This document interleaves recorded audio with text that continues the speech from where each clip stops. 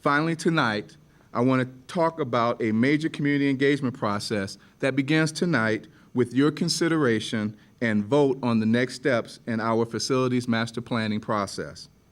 I'm going to ask Alex Trevino, our Director of Capital Improvements, and the head of the firm of DelONG-RICHTER, Tracy Richter, to provide some insight into their master planning services for this historic project. As they come to the podium, though, let me share just a little perspective. Columbus is a growing and thriving metropolitan city. Our district and community are committed to a long-term vision of providing great schools and great opportunities for every child in every neighborhood of our city, from cradle to career. We want to ensure that as a district, we are effectively planning for that growth and change so we can meet the demands and population shifts of the future.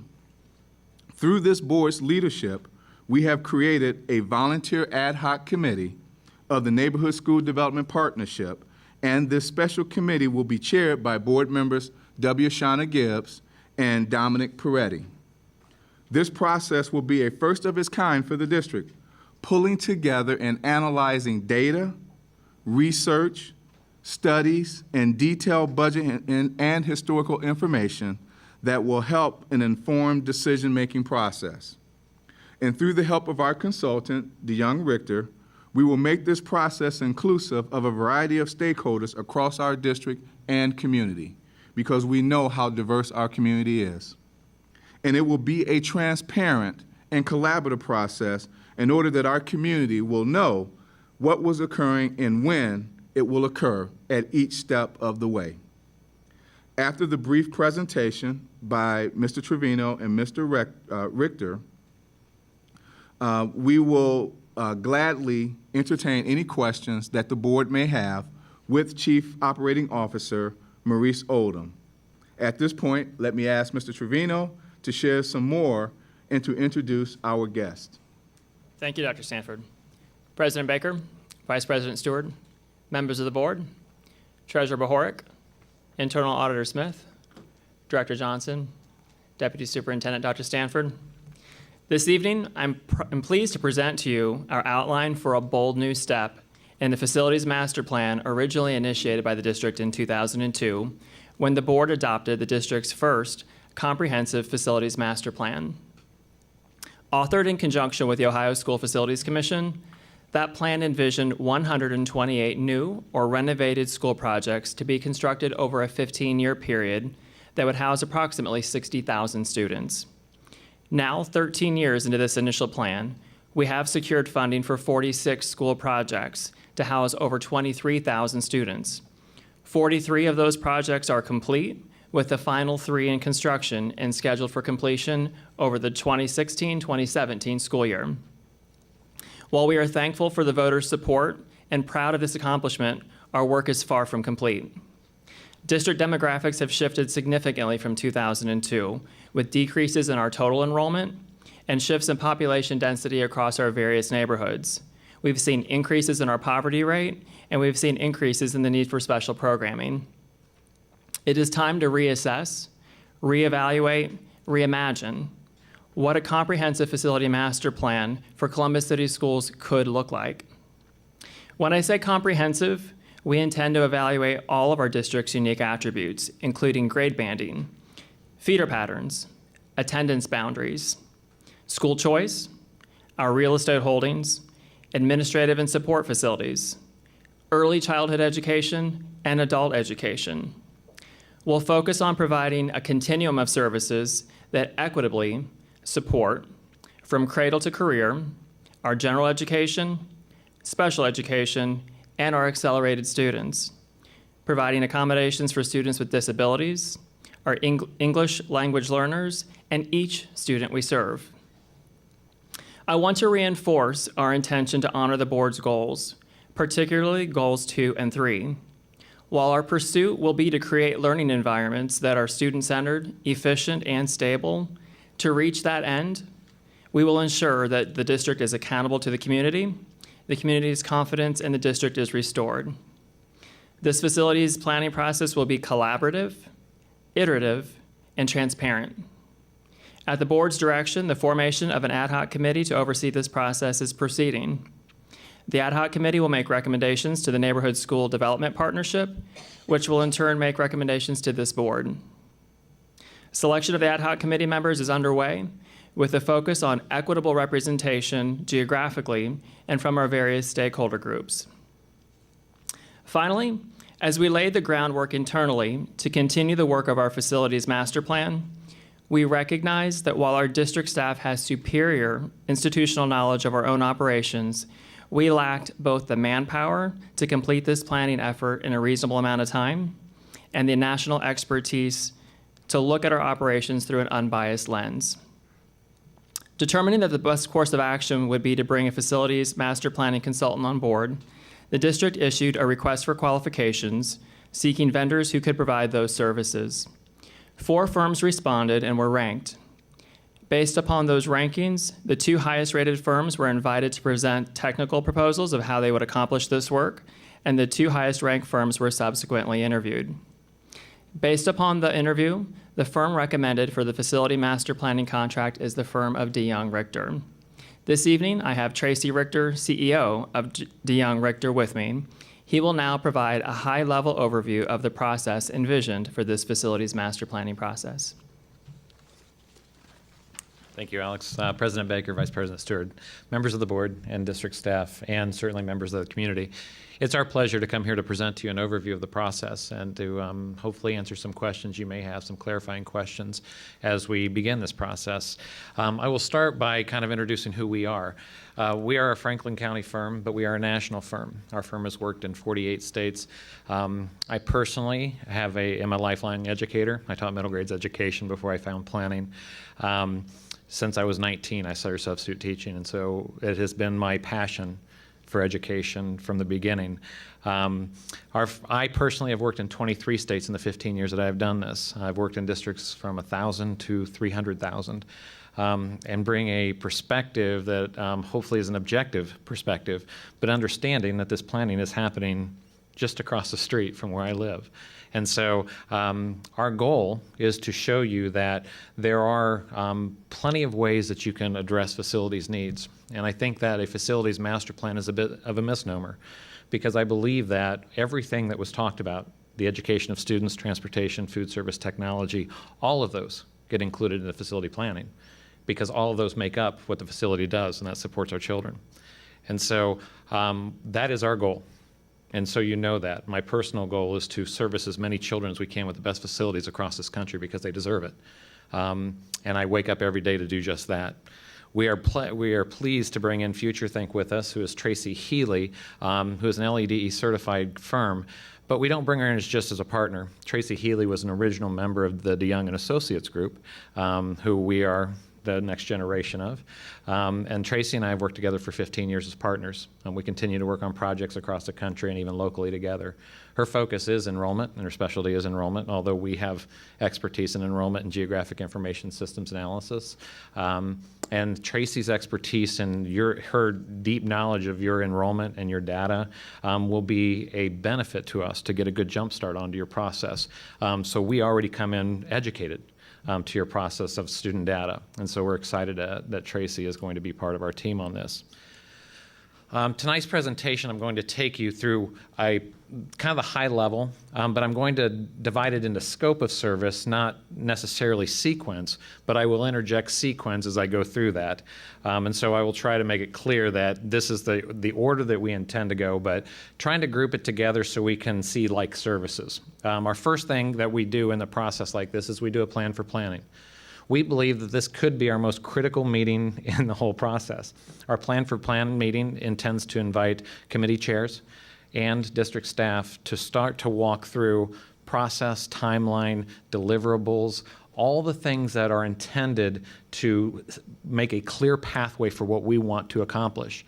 In this meeting, we intend to understand the district's expectation of your consultant. Also, though, we expect that the opposite is that there's some level of expectation that we have from the district as far as clarifying where we get data, leadership, communication, all of those things. One of the most important things is to determine what the project timeline will be, when things will happen. Something as simple as looking at spring break to make sure we don't schedule meetings during times when people aren't in school. But other things about how long you want to do, what our expectations are for when things need to get done, nights of meetings, all of those things that are important to make sure that this is a successful process. Those roles and responsibilities will be clearly defined in that meeting. One of the other pieces of collection that we do is enrollment projections, and understanding that projections aren't just about where students go and where they're going to be. There is a lot of information that could be gleaned out of how enrollment projections are done, migrations of students, why they're there, why programs are in different places. This is an important piece to what we do. We need to know how and where we're going to serve students and how many we're going to serve. And so we need to make sure we have a clear understanding of this. Capacity review and analysis. I can tell you that in the last 5 years, capacity may be one of the most talked about topics in education. Understanding that a building has a fluid capacity is not something to grasp on very easily. Programs influence how many students a school can hold. Demographic shifts, the students you serve, will move the capacity of a building around a little bit. One of the things that we have to do is come to clear definition on what capacity means to Columbus City schools. And it means something different everywhere. And understanding that to make sure that it fits the needs of your students, of your communities, is most important. We just don't take a template capacity model and say, this fits everybody, because that's not possible. And so we're going to spend extensive time reviewing this. We have built into this contract and scope of service as deep a dive as you want to go. Or we don't have to go so far if we don't need to, where we've come to consensus on this. So we think it's an important piece to the data that we're going to collect. The background report is a compilation of all of the things that we're going to talk about to the stakeholders. The background report is a critical first report that comes out that is obviously reviewed by the ad hoc committee, by district staff, by the board before it does go out. But it is a document that's a consumable document of data. It is difficult to walk out to communities with a book 500 pages deep of enrollment data, capacity data, program information, and all that. So we need to make sure, and we will in our planning meeting, what we need to share and how we need to share. It's not what we need to share, but all the information that is important to the decision making and why we use that data for decision making. This is a fluid document in itself, because as we go out and we talk to communities and we talk more in the ad hoc committee, we may say we have to add something in that background report to make it clear to the community why we're using that data or what that piece of data is. When we go out to those community meetings, they're going to ask us, hey, is it possible to get that kind of data? And if it is, we get it. If it's not, we let them know why we can't get it. But that has to be included in this background report to make sure everybody has a clear understanding of the data. And if we all start from the same kind of baseline of data, I think we can move forward in a better direction. Our community engagement process is an ongoing process as we go through. You've heard several comments regarding the ad hoc committee. We believe that this is a best practice in any facility planning process that we do. We use the term steering committee a lot of times around the country, but the ad hoc committee serves the same purpose because we believe it's a best practice to use a community group to help us go through a process like this. You know, we do bring a national expertise, but what we don't bring is kind of the local knowledge that everybody that lives in these neighborhoods can give us. And we think that's critical to us, that there is no way to know every small construction project or large construction project or what's going on in every neighborhood without a committee like this. And so they bring that knowledge to us, that local knowledge to us. We vet all of our data through this committee to make sure that it's as accurate as it can be before it goes out, and making sure that when we go to meetings that we're prepared with the help of that ad hoc committee. I believe one of the most important roles of the ad hoc committee is community outreach. When we go out to community meetings, and we're going to go across the city and have large community meetings, it is important for this group to go out and to communicate that we're going to have these meetings. We talk a lot about how you get people to community meetings, and I will tell you that you can send as many flyers, you can tweet as many tweets, you can put as many Facebook postings as you want, but word of mouth and a personal invitation will get more people to a meeting than any source of information that you can give. And so we want to make sure that the ad hoc committee has a good relationship within, whether it's the business community, the school community, their personal school, that we communicate that out there. Eventually, this group is going to help shape some options that we develop. They will help shape recommendations that will work closely then in with the neighborhood school development partnerships that are out there and that committee that we have, and report to them when we get to preferred options and recommendations. And so this is a critical kind of group for us. Now, we'll meet throughout the process. This is one of those instances where it's not just ad hoc meetings and then we go out. What we'll do is we'll do a couple of or few ad hoc meetings to get ingrained in the data, and then we're going to go out to the community, and we're going to go to several sites in the community or in the city to make sure that we reach every neighborhood that we can. Our first community meeting is about establishing the rules, what I call the rules for planning. We call it our educational framework meeting. Here we're going to go talk to community stakeholders about what they see as expectations for their schools. Now, one of the things that we do in the Plan for Plan meeting and then in our early ad hoc meetings is to determine what those topics could be. They range anywhere from school size to grade configuration to early education to tolerance levels for renovation versus replacement. There's a lot of different topics that we could address. And again, what makes districts unique across the country is what topics that you want to address that allow us to do the planning work based on what the community's expectations of our plans are. And so we want to make sure that we go out to the community and we ask those questions and give us those rules. Because when we walk back out with preferred options and recommendations, and we're within the rules that that communities see and expect of us, then we see that we can get better buy-in of those decisions because we're following rules established by our communities. We take all of those results back to the ad hoc committee, obviously, and then we're going to do some options work sessions that I'll talk about in a minute. Our second community meeting, we are going to take those options that we develop, and once again, I have to kind of jump a little bit, and I apologize for that.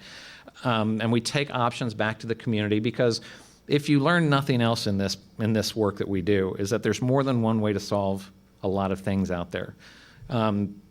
Whether they're additions to schools or replacements or boundary adjustments or program articulation or whatever the right solution is, we have to present what those options are to communities and see, once again, where's your tolerance for that? What do you believe is best service to your community and to your students and to your parents and your staff? And so we're going to go back and we're going to talk to the communities once again. At these community meetings, I want to make it clear that we're going to make sure that every language need is met through translators, through how we do our questionnaires. They will be in the language that is demanded of that community. So we're going to use the translators that the district uses of members of your community that go out and help us in these meetings. We offer every community meeting we do, we offer online presence so people can respond. If they can't make it to meetings, they can respond online if they need to. We also provide it to schools to make sure that parents who don't have access to technology can turn in a survey if they need to get their voice heard. And so there's a lot of different ways that we want to try to communicate and get response back. And I think that in this, and as in any case, anything short of knocking on doors will do. Knocking on every door is very difficult to do. We will communicate as best we can to make sure we get everybody there. And look, I know in every process that we do, there's going to be a specialty group that we have to go out and meet with because it's the best way to meet with that community. Look, if that comes up, that's what we got to do to get this done the right way. And so our community engagement process is intended to be transparent. And again, we don't use transparency as a buzzword. We don't hide anything because there's nothing to hide. It's public data. The enrollment's out there. Your finances are out there. The programs are out there. There is nothing that we have to hide in this. There are going to be options that are not viable options that you can do. And so we're going to vet through all those things. And so we believe that this is an important part of what we do in every process that we do. And it's a big part of what we do. I talked earlier about the options work session, the options and the recommendations. When we get done with the first community meeting, we go back to the ad hoc committee and we talk about the results of that. Again, establishing some of our rules around planning. But it's not just about rules. It's about board policy. It's about best practice within the district. It's about how we do things in Columbus City Schools. With the options work session, what we do is we take all the data that we've collected, enrollment, facilities, maintenance, all the GIS data, we take the community input, and we go into a room for 3 or 4 days, and we work with ad hoc committee members, we work with the district staff and experts in the district, from transportation to academics to cafeteria staff, anybody that is part of making school decisions in that room, and we start to develop options. And we go through that, and it is a 3 or 4 day process of trying to get through some of the best solutions out there. This is a good time to mention where we update board members, because you are likely to get a lot of questions as we go through this. You're going to get some phone calls as decisions start to get made. We intend to update you as frequently as you need to be updated and want to be updated. That's our goal. An important part of our process is to making sure you're prepared with data and information to make decisions. And so after the options work sessions, we want to share those with you to make sure that when we go out to the communities, that these are the right options based on the constituencies that you know, that make sense, and that you're prepared, because when the options go out there, you're going to get phone calls, and we want to make sure that you're prepared with the right answers or with the right data to be prepared to answer questions there. We take that options work packet into the communities, and we talk to them, and in the same process that I mentioned before, we take those options back, meet with ad hoc again, and then we start to develop what we call preferred options. We don't call them recommendations yet, because there's still more vetting to do as we get to what our preferred options are of the community, about what the data tells us about your budgets, about timelines, all of those. And again, trying to reporting to the NSDP through the ad hoc and to the board to make sure that we're getting to the right decision. And so the recommendations work session is set up just like the options work session. It just narrows it down to your preferred option. Eventually, what we're going to get to is a series of deliverables for you. The deliverables, obviously, in this are the summation and documentation of the entire process. Everything we do, we set up a website that is typically on our clients' websites that document everything we do: agendas, presentations, minutes from meetings. There is never a time that a community member should not know when we're meeting, because we are very transparent in that. And we want to make sure that if people want to see a meeting, it's there right in front of them. And again, we're very transparent in that. Our background reports and supporting data. Our background reports are obviously available for everybody to see. The supporting data oftentimes is those thick documents that is hard, 50,000 line items of things to read. Those are public information, and we'll have that supporting data to you. And of course, it's your data. When the process is done, this is how you want to house it, how you want to see it. Our community dialogue results are critical to the decision making. And so not only being transparent in those results, but being timely with those results to you so you can see what the community is feeling about some of the options that we have. And sometimes the community dialogue results are, we have to kind of determine what's a good timing for that. When you put it online for 7 days, well, some people, well, that's too short. And you put it for 10, and some people, well, that's too long. Or how do we get responses back from local schools that may not be able to get it to us electronically? And so we have to determine what those tolerances are for how, but we also need deadlines, and we need to make sure that we get response promptly to make good decisions. The recommendations report that will go to the NSDP will provide both short and long-term recommendations in their actions. I believe that every good facilities plan will have capital and non-capital items in them, because there are non-capital solutions to facilities plans, as we know. It will show project phasing if it's necessary. It will show timelines and prioritization is, again, locally defined. Sometimes a prioritization is a worst condition to best conditions. Sometimes it's a demographic need. Sometimes it's a programmatic need. And oftentimes it's a combination of all of them. And so once again, how we customize the Columbus City Plan is how that prioritization works that fits your community needs. And not only that, we have to service a pretty big geographic area and a pretty diverse population. And so we have to factor that in too, to make sure that the project phasing, the timing, all those scenarios try to meet the need as best we can across and service all of our stakeholders out there. Obviously, we have projected costs in there.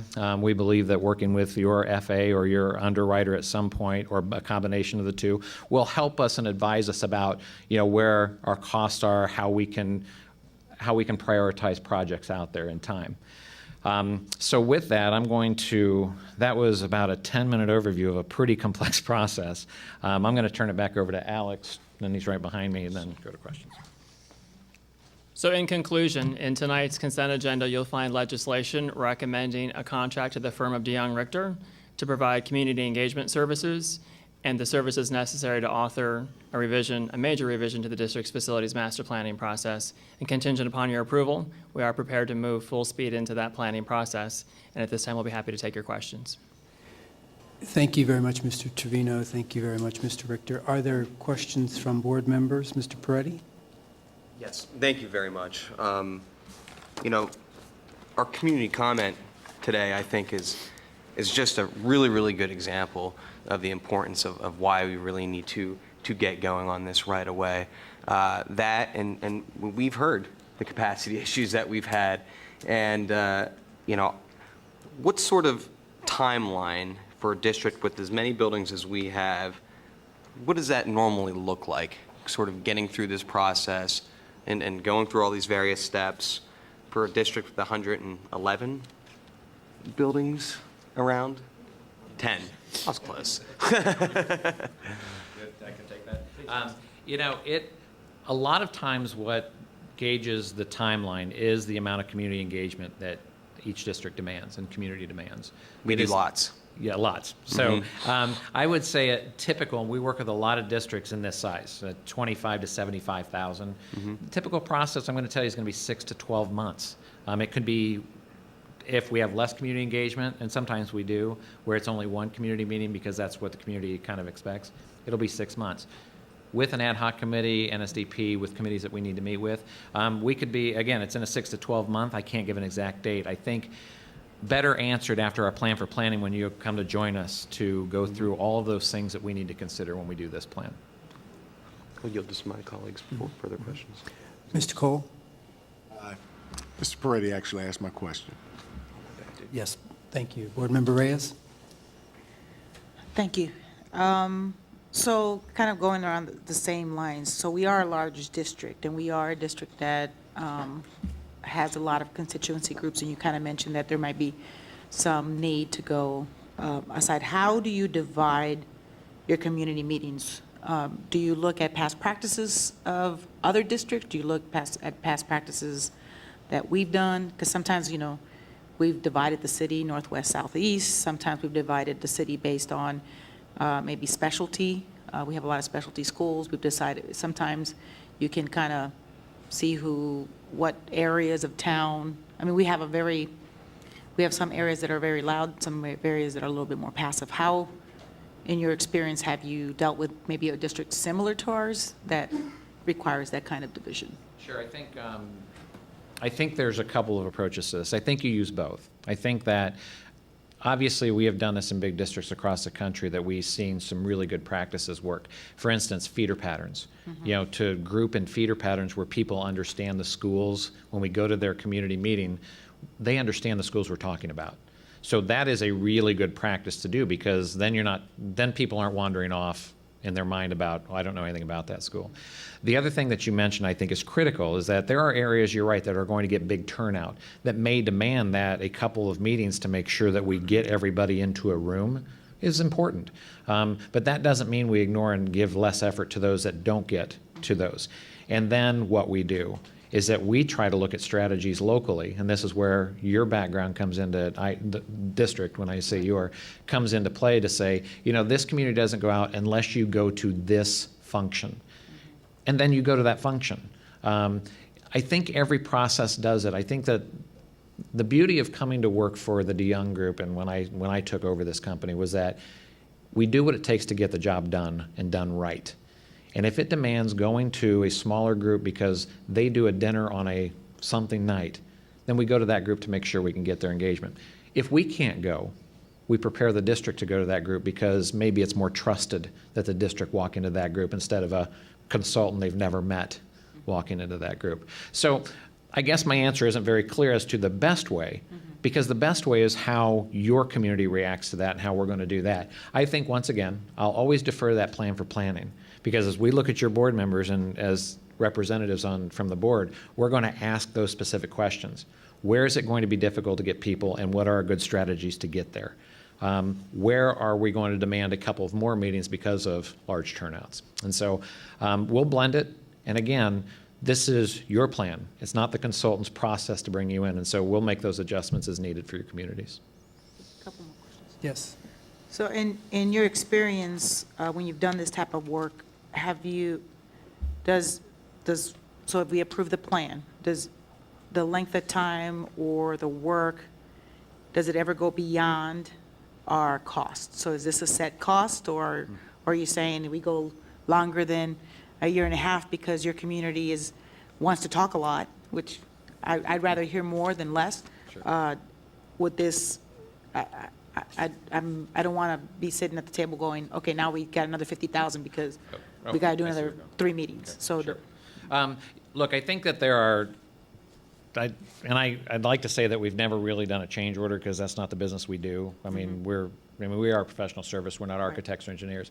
I think that there's a reasonable expectation on both ends about what would demand more services. And I think that if you get to know me, you're going to know that I'm a communicator. I'm sometimes brutally honest, as I expect people to be with me. This is a work area that you have to be.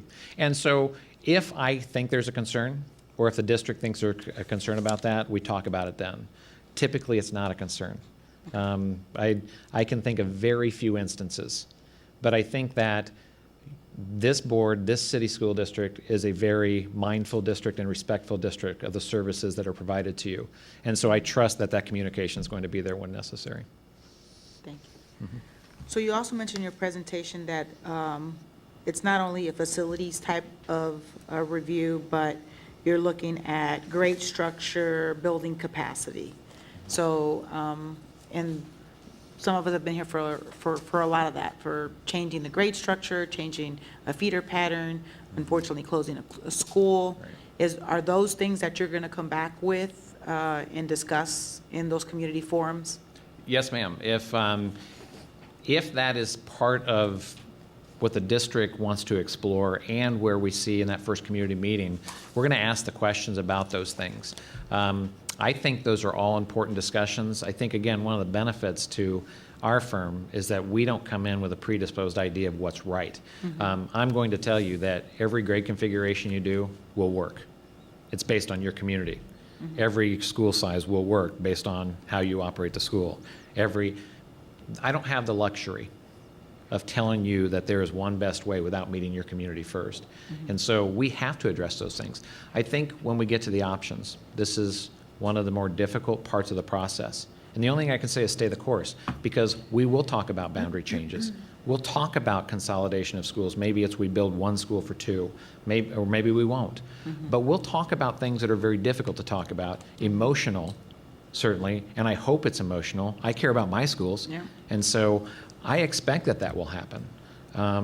But I think that we have to stay the course. Regardless of how hard the conversation is, we can't kick the can. We've got to have the discussion regarding any of those topic areas you've talked about.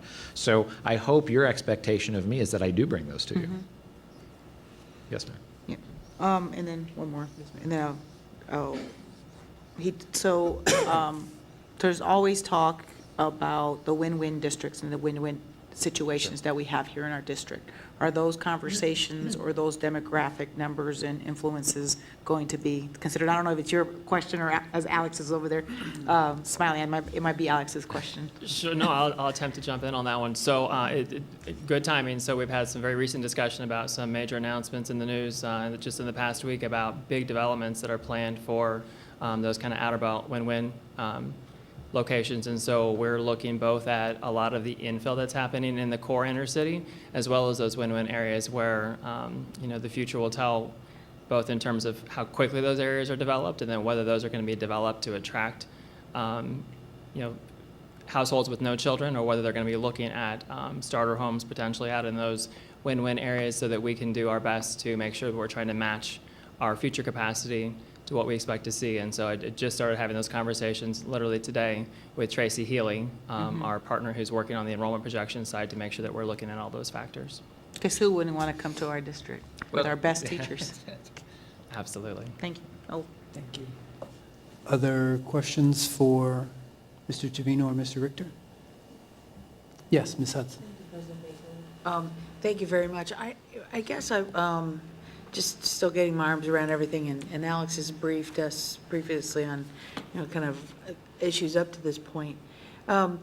how much will this plan address, I've seen issues through our finance committee. We have a significant deficit on deferred maintenance on existing facilities. So tell me a little bit about how that will factor into this plan. I guess that's a starting point question. Sure, absolutely. So I don't think you can look at either one in isolation. So clearly, as we work towards developing this facility master plan that'll have a sequence and a schedule, we'll have a good idea, pending funding, of course, that we'll have an idea of which buildings would come online sooner, and then we'll be looking to dovetail in that deferred maintenance list. And again, prioritizing kind of in reverse order. And I also think that'll in large part come into how we prioritize the buildings for the facility master plan. So we're looking hand in hand in a very similar way to how we rolled out our warm, safe, and dry program previously, to be able to make sure that we can keep roofs on buildings, we can maintain the envelopes and making sure that they're watertight, keeping up our HVAC systems. I think we'd even need to look at issues like parking lots, conditions of pavements, making sure that those buildings are accessible, they're educationally adequate, and can serve their function until we're able to get them replaced in this facility master plan. Thank you. Just a follow-up. So as the plan develops and as the deliverable with the plan, is the plan really specifically about population movements and facility needs? Does it cost, how much does it cost out, what it would take to achieve those, the goals of meeting those new facilities, for example, or the facility needs? You're asking Will me- this plan cost out those efforts, or will that be a phase after this plan is completed? That would be our goal, to bring those two together. And you're referring to the capital cost for those Yes, improvements, yes. correct?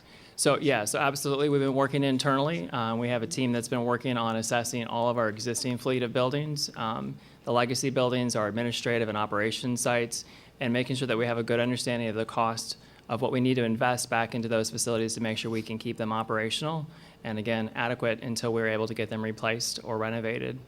So absolutely. Did I answer the question? You did just one piece to that. Since this is the first time I've had to deal with this, where does the School Facilities Commission fit in with this process? So they absolutely do. We've been in pretty constant communication. It is a little different in that when the original facility master plan was authored, it was largely done with OSFC taking the lead kind of with all the big urbans in authoring these facility master plans. So in this case, where we are kind of running lead, I think you'll see a slightly different, I shouldn't say focus. I mean, the focus is going to be on our educational facilities, but we'll also be looking at our administrative sites and our operations sites where we really didn't put much focus into those before. So again, looking at all the opportunities that we have in facilities that the state doesn't necessarily co-fund. So think of our high school auditoriums, our athletic sites, and all the parts and pieces that the state doesn't necessarily have a whole lot of interest in.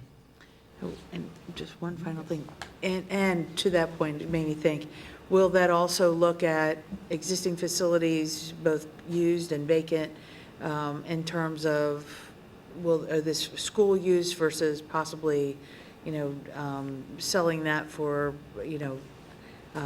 for other development and moving our operation someplace else?